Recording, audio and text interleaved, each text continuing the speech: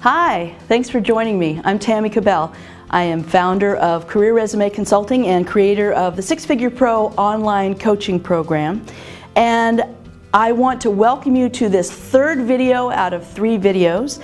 And I want to first thank everybody for their participation so far. I really appreciate all of the comments that I've been getting, all of the questions that I've been getting. I've been answering as many of those as I can. And in our first video, we talked about how to build a functional resume, and also I introduced you to Job Search Baseball. And in the second video, we talked about myths. We busted some myths, and we talked about the 3-pronged approach, and I hope that that helped you. And also we talked about 6 reasons why people don't hire you and how to overcome those.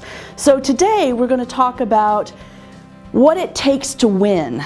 Really the characteristics that I've found in the most successful job seekers in me doing this for the last 10 years, and how to win. We're going to be talking about the step-by-step things that you have to do in order to win the job. And we're going to start with the secret tip of the day. But first I want to introduce myself. For those of you who don't know me, I spent 10 years climbing up the corporate ladder to be in a nice 6-figure position at a local large company here in Kansas City. And on my 10-year anniversary, I was laid off. But after spending a year looking for a position, after spending nearly 12 months looking for a position, a recruiter actually found me, and I was hired in as a marketing director for what was the largest career firm in America at the time. And it was there that I learned about personal branding and how to brand yourself like you would a can of soup. I mean, what personal branding really is. So I've been very successful. I started my own business 5 years ago, spent 5 years at the executive career firm, spent 5 years at my own business. And since then, I've been able to discern what works and what doesn't work, and really how to get people jobs, 6-figure jobs, in a number of weeks. On average, most of my clients, if they follow my system, get a position in less than 10 weeks versus the 18 to 24 month average that most 6-figure job seekers have. So let's go ahead and dive into the training. I want to share with you a secret tip of the day, and that is a Google file type search. Not a lot of people know about this, but first let me give you some context of it and tell you what it's for. If you want to follow up with a company, for instance, you're in a hiring process and you want to find out where they're at in that process, because I know that if you're looking for a position, that your timeline and sense of urgency and priority is 100% about finding a job. But their timeline, the employer's timeline, usually it's about 54th on their list of things to do, and they go about business as usual, and a lot of times they don't follow up with you in a timely manner. So how do you approach them in a way that doesn't feel like it's bugging them? So this is what you can do. You can actually do a Google file type search to find documents that might be helpful to them, so that you can send that document to the HR professional or the hiring manager. I would prefer that you send it to the decision maker in the process, and say something to the effect of, hey, I was doing some research online and I found this document. I think it would be helpful for you. So this would be for white papers or presentations from symposiums or conferences, and it allows you in Google to search for just documents, because Google actually indexes documents as well as websites. So you can look at PDFs, you can look at PowerPoint presentations, you can look at Word documents. It's really amazing what you can do. So let's go through a Google file type search. I'm going to show you exactly what to put exactly what to put on the Google search field. Now, I can tell you you're going to get the best result if you do this in the Google Chrome browser. The Google Chrome browser is free. You can just type in Google Chrome into a Google search field and it will bring up the page where you can download the Google Chrome browser. You're going to get better search results in Google Chrome than you will in Internet Explorer, Mozilla Firefox, or whatever other browser you may be using. So this is what you want to put in a Google file type search. What this does is look specifically for files of a certain type.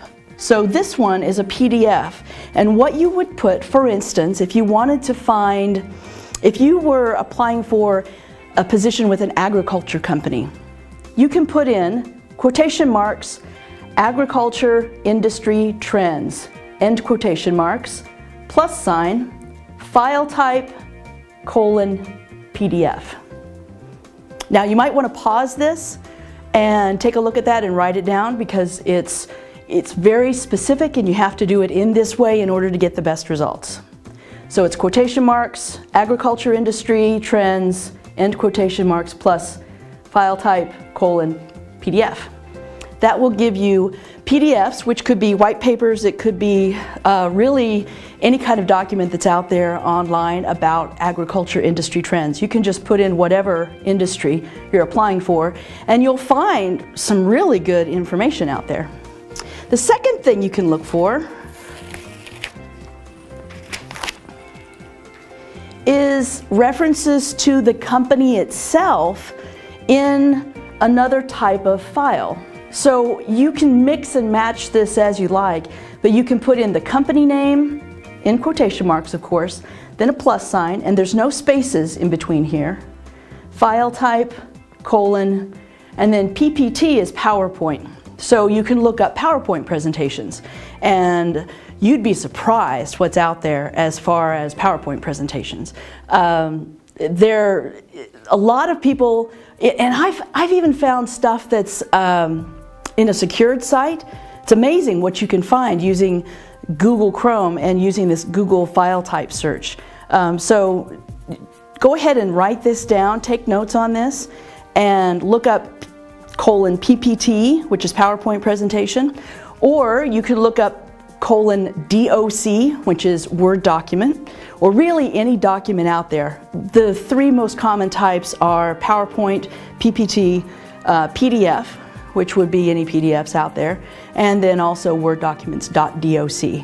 And you can put anything in quotations. The quotations only mean that it's looking for a character string of whatever this says. So it's looking for an exact replica of agriculture industry trends, or the company name, Hallmark, plus file type, PPT. Okay? So I hope that helps. Okay, now what I'd like to do is go through the skills that, and we're going to switch things a little bit and go to the skills that you need to win a job fast. Now, these are the things that I've found. It's a framework of thinking about what you need to have in order to be successful in a job search, particularly with a six-figure job search, but really this is any professional job search. The people that have these character traits are the ones that get the jobs the fastest. So go ahead and take notes again, and let's get started. The first character trait that I found, and this is really important, of course, is competence. So you have to know the skills, you have to know the step-by-step of how to search for a job in this job market. So competence is really important. The people that are the most competent, the people that can do internet searches the quickest, those are the ones that get the jobs the fastest, and the ones that actually learn the skills and use those skills, those are the people that get the jobs fastest. That's probably a given. You probably understand the competence piece of it. However, you may not understand that confidence is equally important. And in psychology, there's what's called a competence-confidence loop. And basically, the competence-confidence loop means that the more competent you are, the more confidence you have, and the more confidence you have, the more competent you become. So they feed off of each other. That's really important to know. What I have found is that the clients that are the most successful, they may feel down about themselves, but they don't lose confidence in their abilities. So as long as you don't lose confidence in your ability to actually do the position, actually make the sales or manage the people, then you're actually going to win faster than people who have lost confidence in their abilities. And I know that unemployment can take a toll on confidence, but if you become more competent in the area of job searching, and I know that if you're only doing it once every 5, maybe 10, maybe 25 years, you're not a professional job seeker. And even those people who have been laid off quite a bit don't really know how to look for a job. So that's one of the reasons that I'm putting this training together, so that you can open your eyes as to what the job market is really like and what it takes to win. So confidence is really important. Confidence in your abilities to do the job. All right, the next one is coaching. Now, I'm a real believer in coaching. I have a business coach myself. In fact, I've been with business coaching for the last 4 out of 5 years that I've owned my own business. I really am a hardcore believer that coaching is a really important part of continuing to get better. So whether or not you get professional assistance like career resume consulting, or perhaps you're coached by someone like a mentor who knows more about the job market, or someone like a center of influence who knows a lot of professional people, it's always good to be coached because you're always getting better. And coaches hold you accountable. And accountability is a big piece of being able to find a job quickly. Okay? And then commitment. You have to be committed. It has to be, looking for a job has to be your #1 priority. All right? Here's what I've found. The people that continue to have job seeking as their #1 priority, then they're the ones that get the job the quickest. If job seeking becomes #2, #3, #4 priority in your life, you're not going to get a job as quickly because other things take over. So you've really got to maintain commitment throughout your entire job search. If you maintain a high level of commitment, usually that corresponds to a high level of action, activity, doing things. And that's really what gets you the job the fastest.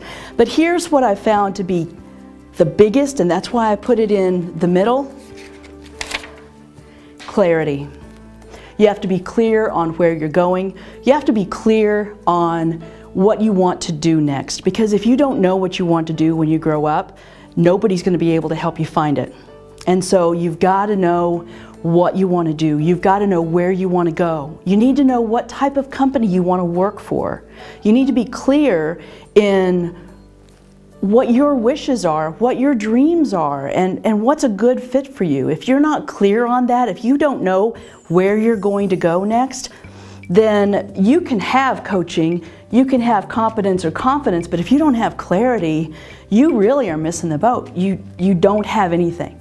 And so I wanted to share these with you today because I have found that these 5 things: competence, confidence, coaching, commitment, and clarity, they get, if you do all of those, then if you possess all of those, you get the job the quickest.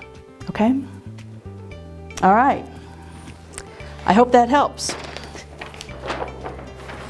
Now let's get into the step-by-step things that you have to have in order to win the job. So those things were skills, really soft skills that you have to have. And then these are the step-by-step pieces of what you've got to have in order to, this is the how, right? The other is the what, this is the how.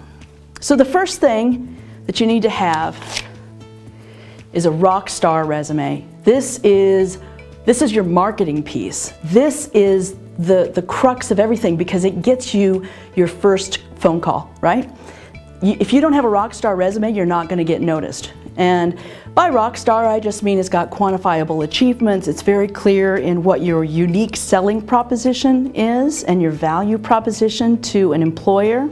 It is a marketing document, and it's designed specifically to get you that first phone call. A resume is not designed to get you a job.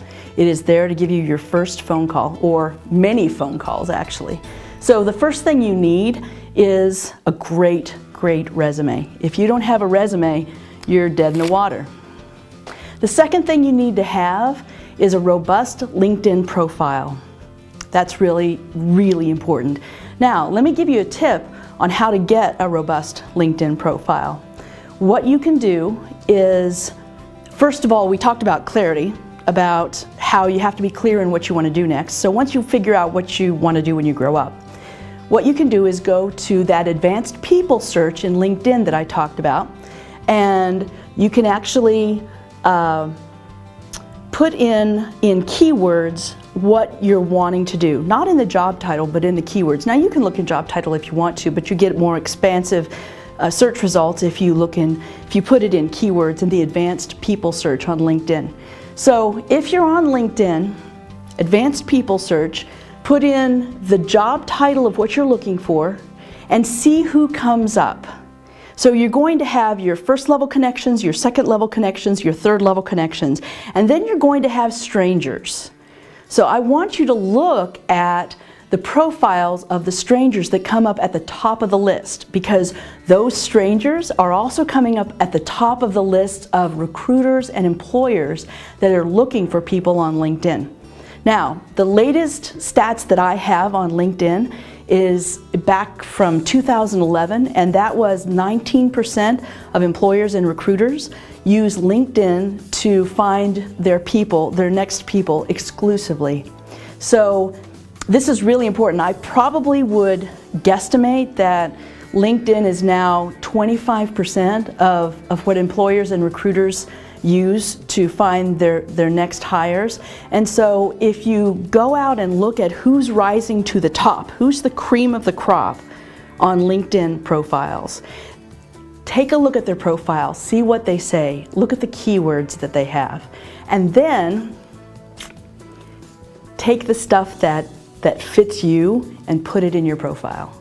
So yeah, you're kind of swiping somebody else's, but you're swiping the keywords that are coming up front, coming up top to that search for an operations leader or a sales manager or a marketing professional. So you're looking at the best LinkedIn profiles and copying those things that apply to you. If it doesn't apply to you, don't put it down.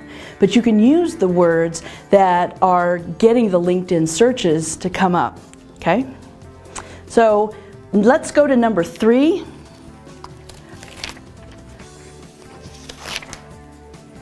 We talked about this before. It's finding the right people in the right companies. You have to be able to know how to find the right people and how to find the right companies, the lists of companies that meet your search criteria, and also the people. So that's probably where you're going to spend most of your time in your job search, is finding the right people with the right companies and sending your resume to them. Networking effectively to expand your reach. That's number 4. So you have to be able to network, you have to be able to reach out to people that you don't know in a way that doesn't feel weird or doesn't make them suspicious. You have to be able to use your existing network most effectively, and you have to be able to reach out to centers of influence. Those are people who know a lot of people. Now, those could be bloggers in your area. Usually they're around the location that you want to get into. So for instance, if you want to change locations, if you're somewhere else and you want to move to a certain city, let's say you're in Kansas City, you want to move to Chicago.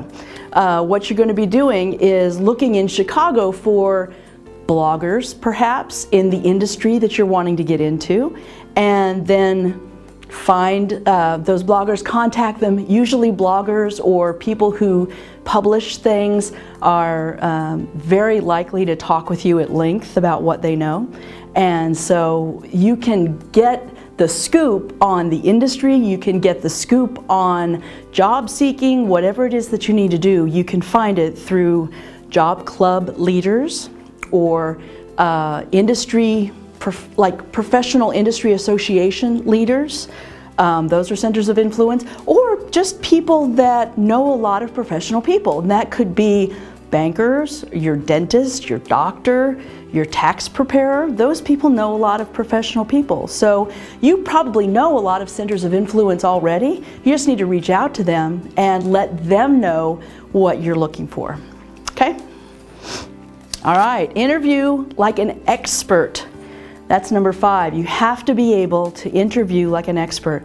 Here's what I found. Last year and a half, 2 years, when I brand someone as an expert with a certain amount of expertise in something, and everybody is an expert in something, and the definition of expert is that you know more than the person sitting across from you. And so if you know more than the average bear about sales process, then you can be a sales process expert, or at least have sales process expertise. But people who have expertise, people who are considered experts, even if they're self-proclaimed experts, get hired quicker and they get a higher pay in their initial offering, and it's easier to negotiate because people will pay more for experts. So if you interview like an expert, then you're actually going to win the job faster, and you're going to get paid more. All right, number 6 is the final step in looking for a position, and that is negotiating the best package for you. Now, what does that mean? It means if you really want a lot of vacation, vacation is the easiest thing to negotiate. You don't have to negotiate base salary, it could be vacation.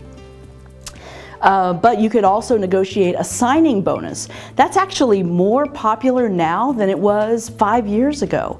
And usually it's because signing bonuses come out of a different budget than annual compensation. And they're more likely to give you a signing bonus than they are to raise your annual compensation. One of the tricks that I found to be very successful in job seeking, especially 6-figure job seeking, is to ask for a signing bonus, a one-time signing bonus. Let's say it's $5,000. Let's say it's $10,000. This actually is pretty common. So a one-time signing bonus, but you always use percentages, you don't use dollar amounts. So you say, I'd like an 11% bonus, a signing bonus. Would you consider 11% signing bonus? And then you say, what if we were to make some performance targets for the first 12 months? And if I reach those performance targets, and you can figure out what those are, and actually you can figure them out 90 days after you start. But if you've got performance bonuses that are tied to how you can affect the bottom line of that company, if you're able to affect the bottom line of the company in the way that you think that you'll be able to, you can make that signing bonus be part of the annual compensation starting that next year. So really, if it's putting the proof on you, because you've got to be able to perform, but what it allows you to do is get maybe a one-time signing bonus of $10,000 and then add that $10,000 to your annual compensation if you make those performance targets. So that's just one technique that you can do when negotiating your performance. So if you like what you see here, if you like these 6 steps, I've got some continuing education that I'm putting together, and that's that 6-Figure Pro training, and it's an online coaching program that dives very deep into each of these subjects. So right now, what I'd like to do is have a little story time with Tammy and go over some frequently asked questions that I promised you. And so let's head over to the table and talk about the FAQs that I receive, the top 10 frequently asked questions that I get.